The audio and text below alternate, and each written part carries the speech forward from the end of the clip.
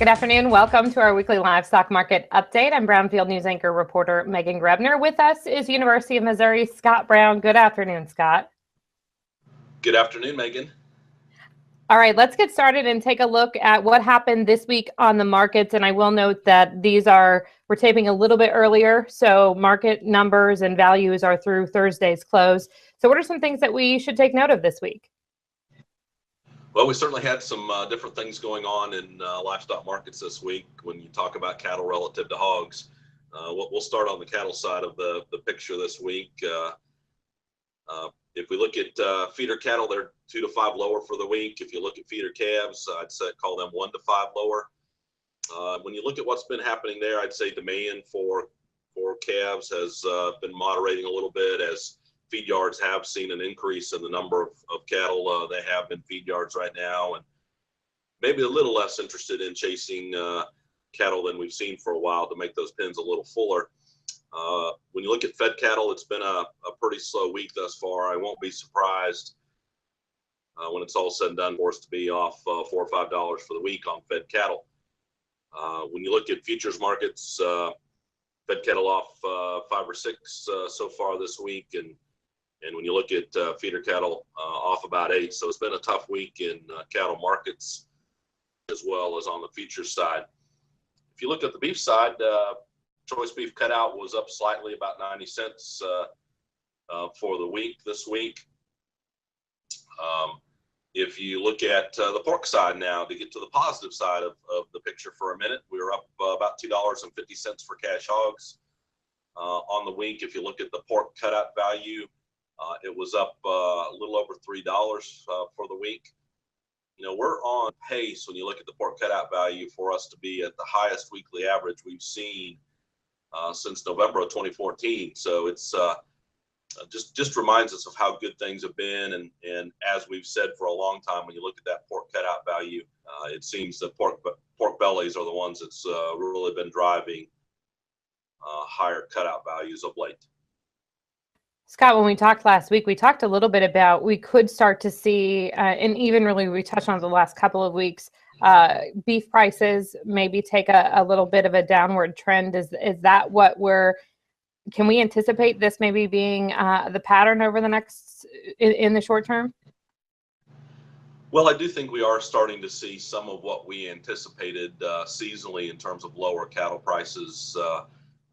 Last week we tended to be a little higher, and maybe some of us wondered whether we could extend a little further. But this week certainly shows us that we are moving lower, and I'd expect that we're going to continue to see some pressure for the next few weeks, and it's seasonally as well as when you look at prices. It seems to me we've got more room up on hog prices, and that probably is also a drag when you look at where cattle prices go in front of us as well.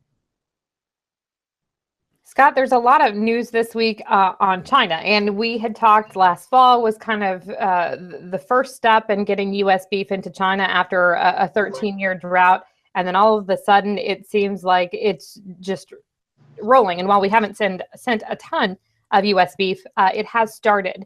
So let's talk about first the traceability requirements and feeding requirements that were announced this week. And what that means for U.S. producers and maybe some opportunity that it has for some premium or some added revenue for our beef producers. Yeah, as we sit here this week and in the middle of June and talk about first shipments of U.S. beef headed to China, I don't think we can ask for that to have been implemented more quickly from the time we kind of get the first information. Albeit we don't have a lot of volume moving yet. Moving the first load is a start to what hopefully will be much bigger volumes as we go through time here. But there are a couple of things we need to be paying attention to. And as you point out, traceability is one of them. So number one, we're going to have to trace the birth farm of that animal under this scenario, or if it's an animal that's been imported, its first place of residence upon entry. So we are going to have to keep track of those two things. Potentially for those producers that are able to provide traceability, it might provide some premiums for those calves that otherwise might not be there. We'll have to wait and see the volume, I think, before we really know how big those premiums could be. The other is, no beta agonists being fed. So we're going to have to make certain that those cattle that are fed, we keep traceability in terms of feed requirements as well. Again, I think as you look at both of those things, the kinds of premiums that might be available, I think depends in large part on the volume that we ship. And I think we have to understand that perhaps we won't ramp up to large volumes here quickly, but it would be nice if I would say early next year we talk about a much larger significant volume of product moving to China, and that's where I think then producers might be able to see some premiums for either meeting traceability or feeding requirements. It sure would be nice for US beef producers to have a nice chunk of that $2.6 billion beef pie in China. As we talk about that, Scott, are we looking at just I don't want to say off cuts, but is there opportunity for premium cuts too, as they maybe adapt their diets and their middle class continues to grow?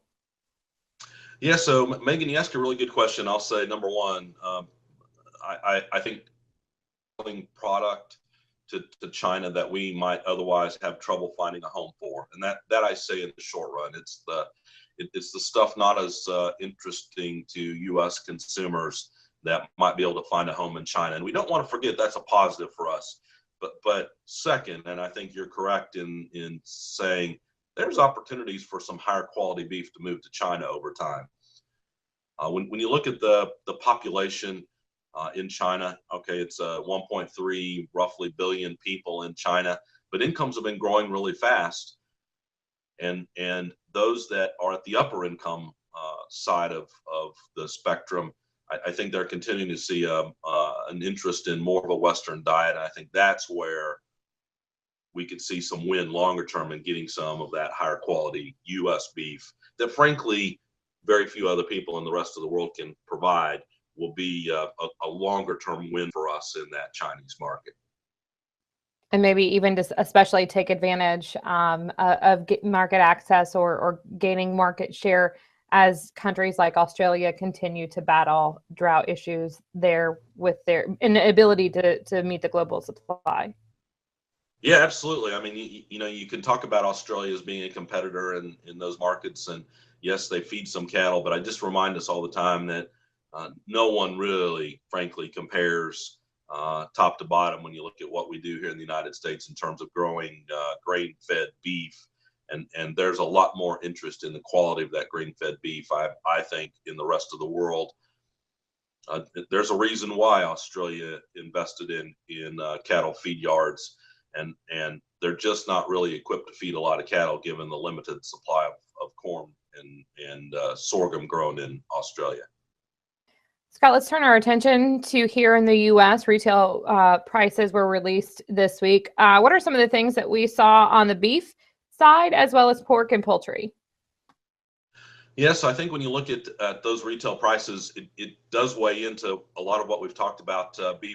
Choice beef retail prices were up 20 cents in May relative to April. So that's good news, right, for beef producers. Yet when you look at what's happened to pork and chicken prices, both down about 1 to 2 cents relative to April. So a very different picture in terms of that strength in beef really shows in what we got out of the retail price report this week. I sometimes go, what's the comparison of a pound of beef relative to a pound of pork or a pound of chicken? And seeing leaps and bounds growth in the cost of a pound of beef relative to pork and chicken. So it tells me it's hard to get a lot more strength in those beef prices because we start to see that substitution from beef to pork or chicken. At the same time, it might be some good news on the pork side of the equation, just given that I think more featuring of pork will come as we continue to see pork maybe being a better deal relative to beef than we've seen for a while.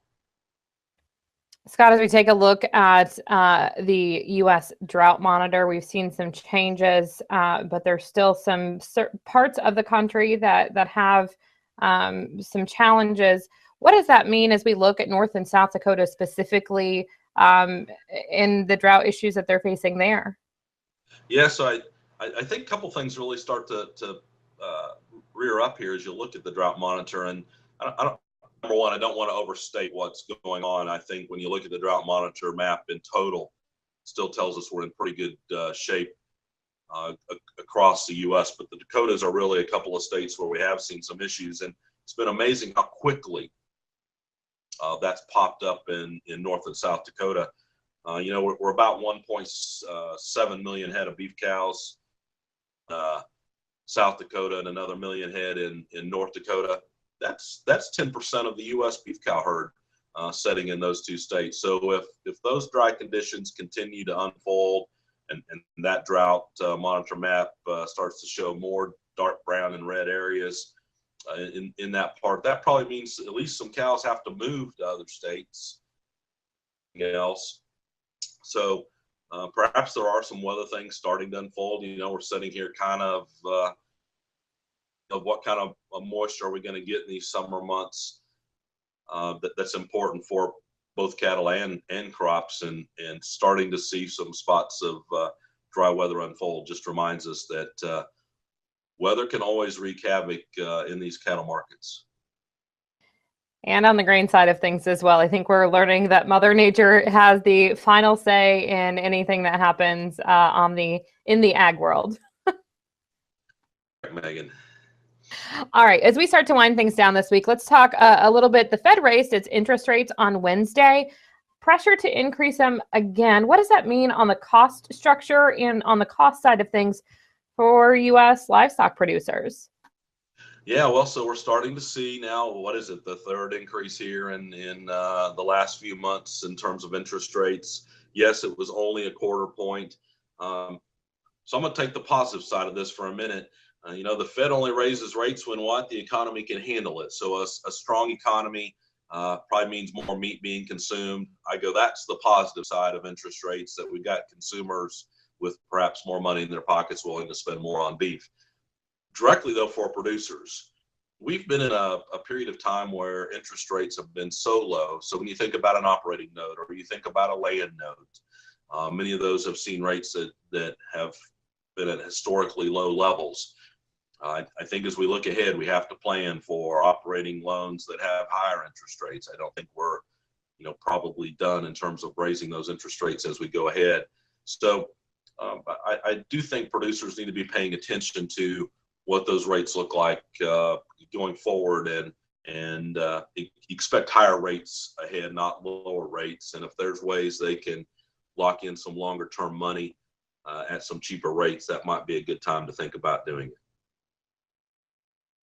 Scott, as we look ahead to next week, and it's going to be a busy couple of weeks when it comes to market reports and market information, what are some things that we're watching for in these reports, and how does that up on the livestock side of things? Yeah, so next Thursday, a couple of reports out that I think kind of start to set the stage. We're going to get cold storage report out on Thursday. Gives us some indication of what kind of meat supplies do we have in freezers of late. We also get livestock slaughter information, so it gives us another look at both numbers slaughtered as well as slaughter weights. If you remember, we've had a lot of discussion about weights of both cattle and hogs have been running below year-ago levels, and if we start to raise those slaughter weights as we go through the remainder of 2017, that could pose some negative news in terms of prices. So those are coming on Thursday, and then we get another look at cattle on feed on Friday. So I will be curious to see how many cattle were placed on feed in the last month and what that really means for market-ready cattle here as we get in the very latter part of 2017. And then anything beyond that we're setting ourselves up to watch as well? Well, I think, as you know, we're getting to the next couple of weeks just being very, very important from a market perspective. And first of all, I'll say, so on the Friday following, the last Friday of June, we're going to get hogs and pigs. We know we've been growing pork supplies, getting a little bit of count on the sow herd, also seeing market hog inventory.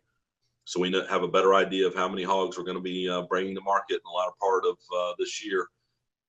is important. As well, we'll get the acreage report on the 30th of June.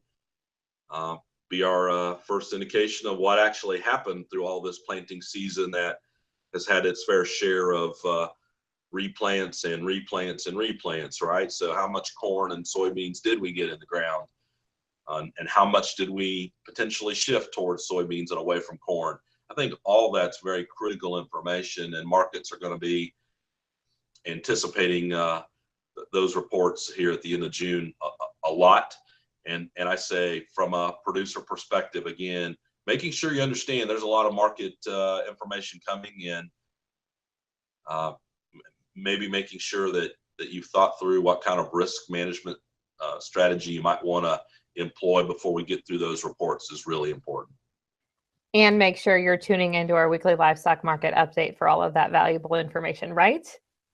Absolutely. We'll provide the breakdown on all of those reports over the next few weeks, and I think we'll be very busy in terms of the weekly livestock reports that we put out here the next couple of weeks, Megan.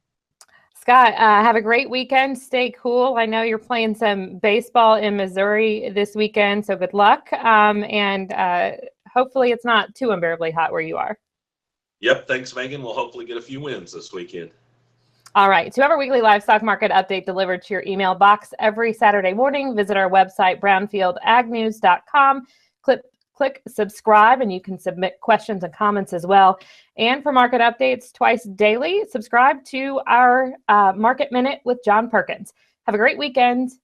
I'm Megan Grebner on Brownfield.